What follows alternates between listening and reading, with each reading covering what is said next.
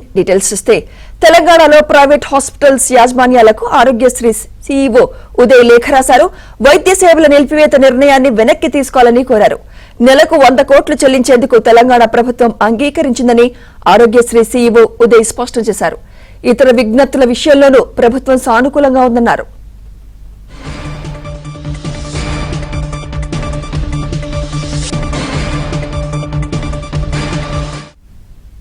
ఇక మరోవైపు ఆరోగ్య శాఖ ఉన్నతాధికారులతో మంత్రి దామోదర్ రాజనరసింహ సమీక్ష చేశారు. ఆరోగ్యశ్రీ నెట్వర్క్ హాస్పిటల్స్ సేవల నిలిపివేత పిలుపుపై అధికారులతో చర్చిస్తున్నారు. అలాగే ఆరోగ్యశ్రీ పెండింగ్ బిల్లుల విషయంపై చర్చిస్తున్నారు. ఇక ఈ అర్ధరాత్రి నుంచి సేవలు నిలిపివేస్తామని ప్రైవేట్ నెట్వర్క్ హాస్పిటల్స్ అసోసియేషన్ పిలుపునిచ్చింది.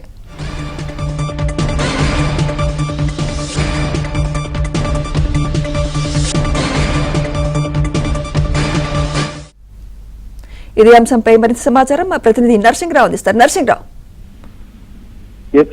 ఈ రోజు అర్ధరాత్రి నుంచి ఆరోగ్యశ్రీ సేవల్ని నిలిపివేయాలని చెప్పి నెట్వర్క్ హాస్పిటల్స్ అసోసియేషన్ నిర్ణయం తీసుకున్నటువంటి నేపథ్యంలో ఈ రోజు ప్రత్యేకంగా మంత్రి దామోదర రాజనరసింహ వైద్య శాఖ ఉన్నతాధికారులతో ప్రత్యేక సమీక్షా సమావేశాన్ని నిర్వహించారు. సో వారి యొక్క డిమాండ్లు ఏంటి, ఎందుకు వాళ్ళు సమ్మె నోటీసు ఇవ్వాల్సి వచ్చింది అనేటువంటి దానిపైన ప్రకాశంగా చర్చించారు. ఈ సమీక్షా సమావేశానికి ఆరోగ్యశ్రీ సీఈఓ ఉదయ్ కుమార్ కూడా హాజరయ్యారు. సో మంత్రి దామోదర్ రెడ్డి కాంగ్రెస్ ప్రభుత్వం వచ్చినప్పటి నుంచి ఇప్పటి వరకు హాస్పిటల్ కోసము ఆరోగ్యశ్రీ కోసము ఏ విధమైనటువంటి చొరవ తీసుకుంది, ఏ విధమైనటువంటి ముందడు చర్యలు చేపట్టింది, ఏ విధంగా బిల్లులు చెల్లించుకుంటూ వచ్చింది అనేటువంటి సమగ్రమైనటువంటి వివరాలని అందించి సో వారికి విజ్ఞప్తి సభ విరమించుకునే విధంగా ఇప్పటికీ కూడా భవిష్యత్తులో కూడా నెల చెల్లించేందుకు కూడా సానుకూలంగా ఉన్నటువంటి నేపథ్యంలో ఆ సమ్మె సేవల నిలిపివేత నిర్ణయాన్ని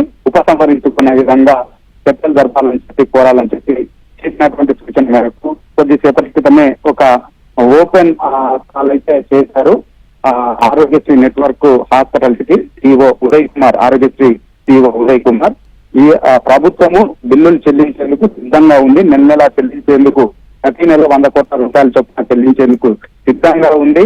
ఇతర సమస్యలను కూడా పరిష్కరించేందుకు సానుకూలంగా ఉన్నటువంటి నేపథ్యంలో ఈ నిర్ణయాన్ని ఉపసంహరించుకోవాలి, ఆరోగ్య సేవల నిలిపివేత నిర్ణయాన్ని ఉపసంహరించుకోవాలని చెప్పి ఆయన విజ్ఞప్తి చేశారు. విధంగా ప్రకటన ఆ మేరకు విడుదల చేశారు. కాంగ్రెస్ ప్రభుత్వం ఏర్పడిన తర్వాత కాంగ్రెస్ ప్రభుత్వం రాష్ట్రంలో ఏర్పడి దాదాపుగా 21 నెలలు వస్తుంది. 21 నెలలు పూర్తయింది. 21 నెలల కాలంలో దాదాపుగా ఆరోగ్యశ్రీ కోసము వైద్య సేవల కోసము 1779 కోట్ల రూపాయలని కేటాయించింది. ప్రతి నెల గతంలో 57 కోట్లను ఖర్చు చేస్తే దీనికి ప్రస్తుతం 95 కోట్ల రూపాయలని ఈ ప్రభుత్వం ఖర్చు చేస్తుంది. అంతేకాకుండా ఆరోగ్యశ్రీ చికిత్సలకు సంబంధించినటువంటి ఫీజులను కూడా 22% పెంచింది. ఈ విధంగా అన్ని విషయాల్లో కూడా ప్రభుత్వం సానుకూలంగా ముందుకు వెళ్తున్నటువంటి నేపథ్యంలో ఇంకా భవిష్యత్తులో కూడా నెలకు 100 కోట్ల చొప్పున చెల్లించేందుకు సానుకూలంగా ఉన్నటువంటి నేపథ్యంలో ఈ సమ్మెను విరమించుకోవాలి, నిర్ణయాన్ని ఉపసంహరించుకోవాలని చెప్పి విజ్ఞప్తి చేశారు. Thank you Narasimharao.